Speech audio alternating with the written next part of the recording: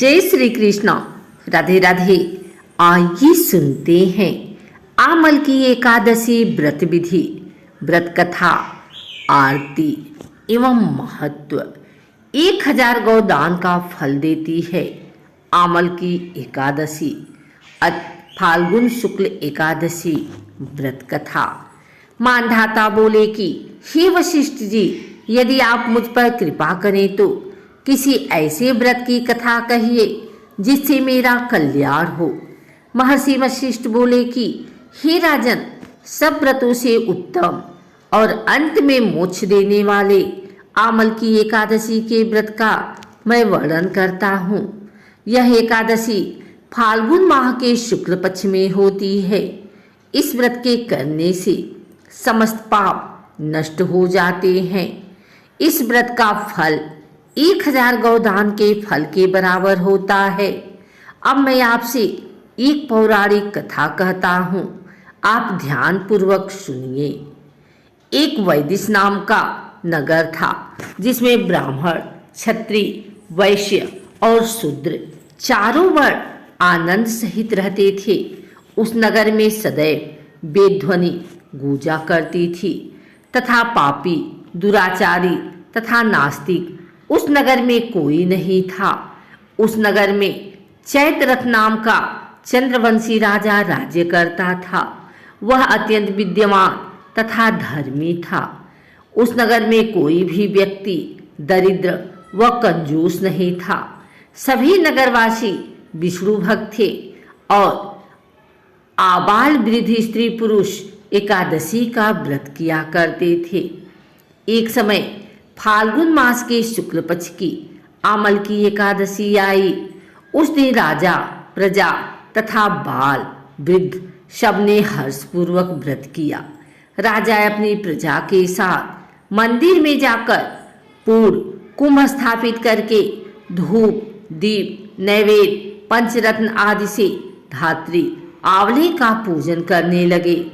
इस प्रकार स्तुति करने लगे, हे धात्री, तुम ब्रह्म स्वरूप हो, तुम ब्रह्मा जी द्वारा उत्पन्न हुए हो और समस्त पापों का नाश करने वाले हो। तुमको नमस्कार है। अब तुम मेरा अर्घ स्वीकार करो। तुम श्री रामचंद्र जी द्वारा सम्मानित हो। मैं आपकी प्रार्थना करता हूँ, अतः आप मेरे समस्त पापों का नाश करो। उस मंदिर में सबने रात्रि को जागरण किया। रात के समय वहाँ एक बहेलिया आया जो अत्यंत पापी और दुराचारी था। वह अपने कुटुंब का पालन जीव हत्या करके किया करता था। भूख और प्यास से अत्यंत व्याकुल वह बहेलिया इस जागरण को देखने के लिए मंदिर के एक कोने में बैठ गया और विष्णु भगवान तथा एकादशी महात्म्य की कथा सुनने लगा। इस प्रकार अन्य मनुष्यों की भांति उसने सारी रात जागकर बिता दी। प्रातः काल होते ही सब लोग अपने घर चले गए तो बहेलिया भी अपने घर चला गया। घर जाकर उसने भोजन किया। कुछ समय बीतने के पश्चात उस बहेलिये की मृत्यु हो गई। मगर उस आमल की एकादशी के व्रत तथा जागरण से उसने राजा वीरदूरथ के घर जन्म लिया और उसका नाम वसूरथ रखा गया। युवा होने पर वह चतुरंगिनी सेना के सहित तथा धन धान्य से युक्त होकर 10,000 ग्रामों का पालन करने लगा। वह तेज में सूर्य के समान, कांति में चंद्रमा के समान, वीरता में भगवान विष्णु के समान और क्षमा में पृथ्वी के समान था। वह अत्यंत धार्मिक, सत्यवादी, कर्मवीर और विष्णु भक्त था। वह प्रजा का समान भाव से पालन करता था। दान देना उसका नित्य कर्तव्य था। एक दिन राजा शिकार खेलने के लिए गया। दैव योग से वह मार्ग भूल गया और दिशा ज्ञान न रहने के कारण उसी वन में एक वृक्ष के नीचे सो गया। थोड़ी देर बाद पहाड़ी मलेच्छ वहां पर आ गए और राजा को अकेला देखकर मारो मारो शब्द करते हुए राजा की ओर दौड़े। मलेच्छ कहने लगे कि इसी दुष्ट राजा ने हमारे माता पिता, पुत्र पौत्र आदि अनेक संबंधियों को मारा है तथा देश से निकाल दिया है, अतः इसको अवश्य मारना चाहिए। ऐसा कहकर वे मल्लिच्छ उस राजा को मारने दौड़े और अनेक प्रकार के अस्त्र शस्त्र उसके ऊपर फेंके। वे सब अस्त्र शस्त्र राजा के शरीर पर गिरते ही नष्ट हो जाते और उनका वार पुष्प के समान प्रतीत होता। अब उन मल्लिच्छों के अस्त्र शस्त्र उल्टा उन्हीं पर प्रहार करने लगे, जिससे वे मूर्छित होकर गिरने लगे। उसी समय राजा के शरीर से एक दिव्य स्त्री उत्पन्न हुई। वह स्त्री अत्यंत सुंदर होते हुए भी उसकी भ्रुकुटी टेढ़ी थी। उसकी आंखों से लाल लाल अग्नि निकल रही थी, जिससे वह दूसरे काल के समान प्रतीत होती थी। वह स्त्री मल्लिच्छों को मारने दौड़ी और थोड़ी ही देर में उसने सब मल्लिच्छों को काल के गाल में पहुंचा दिया। जब राजा सोकर उठा तो उसने मल्लिच्छों को मरा हुआ देखकर कहा कि इन शत्रुओं को किसने मारा है? इस वन में मेरा कौन हितैषी रहता है? वह ऐसा विचार कर ही रहा था कि आकाशवाणी हुई, हे राजा, इस संसार में विष्णु भगवान के अतिरिक्त कौन तेरी सहायता कर सकता है? इस आकाशवाणी को सुनकर राजा अपने राज्य में आ गया और सुखपूर्वक राज्य करने लगा।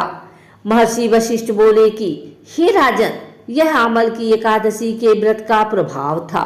जो मनुष्य इस आमल की एकादशी का व्रत करते हैं वे प्रत्येक कार्य में सफल होते हैं और अंत में विष्णु लोक को जाते हैं। आमल की एकादशी में आंवले का विशेष महत्व है। इस दिन पूजन से लेकर भोजन तक हर कार्य में आंवले का उपयोग होता है। इस दिन सुबह उठकर भगवान विष्णु का ध्यान कर व्रत का संकल्प करना चाहिए। व्रत का संकल्प लेने के बाद स्नान आदि से निवृत्त होकर भगवान विष्णु की पूजा करना चाहिए। घी का दीपक जलाकर विष्णु सहस्त्र नाम का पाठ करें। पूजा के बाद आंवले के वृक्ष के नीचे नवरत्न युक्त कलश स्थापित करना चाहिए। अगर आंवले का वृक्ष उपलब्ध न हो तो आंवले का फल भगवान विष्णु को प्रसाद स्वरूप अर्पित करें। आंवले के वृक्ष का धूप, दीप, चंदन, रोली, पुष्प, अक्षत आदि से पूजन कर उसके नीचे किसी गरीब, जरूरतमंद व्यक्ति या ब्राह्मण को भोजन कराना चाहिए। अगले दिन यानी द्वादशी को स्नान कर भगवान विष्णु के पूजन के बाद जरूरतमंद व्यक्ति या ब्राह्मण को कलश, वस्त्र और आंवला आदि दान करना चाहिए। इसके बाद भोजन ग्रहण कर उपवास खोलना चाहिए। आंवला विष्णु देव को चढ़ाकर रखें और उनका सेवन करें। आंवला में ताकत देने वाला प्रोटीन है। ओम जय एकादशी, जय एकादशी, जय एकादशी माता। विष्णु पूजा व्रत को धारण कर शक्ति मुक्ति पाता। ओम जय एकादशी माता, तेरे नाम गिनाऊं देवी, भक्ति प्रदान करनी। गढ़ गौरव की दीनी माता, शास्त्रों में भरनी। ओम जय एकादशी, मार्गशीर्ष के कृष्ण पक्ष की उत्पन्ना विश्वतारिणी जननी। शुक्ल पक्ष में हुई मोक्षदा, मुक्तिदाता बन आई। ओम जय एकादशी, पौष के कृष्ण पक्ष की सफला नामक है। शुक्ल पक्ष में होए पुत्रदा, आनंद अधिक रहे। ओम जय एकादशी नाम सटतिला माघ मास में कृष्ण पक्षा में शुक्ल पक्ष में जया कहामी विजय सदा पावे। ओम जय एकादशी विजया फागुन कृष्ण पक्ष में शुक्ला आमल की पाप मोचनी कृष्ण पक्ष में चैत्र महाबली की।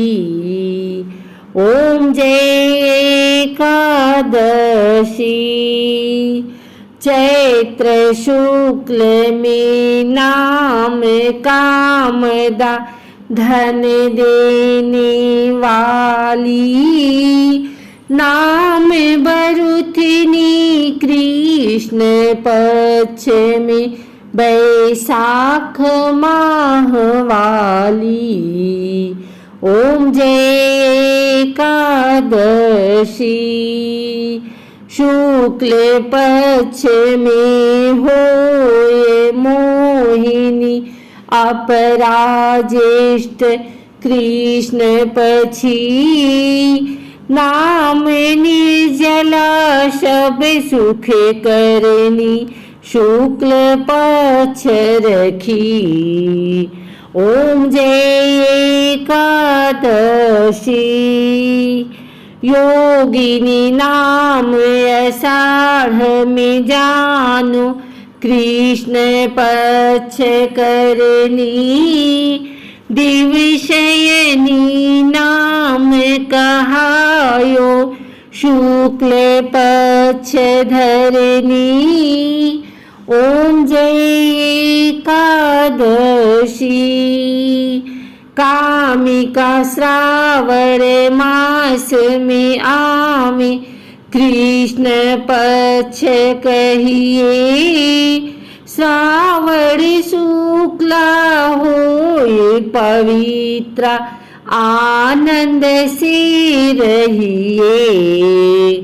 ओम जय एकादशी अजा भाद्रपद कृष्ण पक्ष की परिवर्तिनी शुक्ला इंद्रा आश्विन कृष्ण पक्ष में व्रत से भवसागर निकला। ओम जय एकादशी पापांकुशा है शुक्ल पक्ष में आप हरणहारी रमा मास कार्तिक में आवे सुखदायक भारी। ओम जय एकादशी देवोत्थानी शुक्ल पक्ष की दुख नाशक मैया पावन मास में करूं विनती पार करूं नैया। ओम जय एकादशी परमा कृष्ण पक्ष में होती जन मंगल करनी शुक्ल मास में होए पद्मिनी दुख दारिद्र हरनी। ओम जय एकादशी जो कोई आरती एकादशी की भक्ति सहित गावे जन गुरु दीता स्वर्ग का वासा निश्चय वह पावे। ओम जय एकादशी। बोलो एकादशी माता की जय।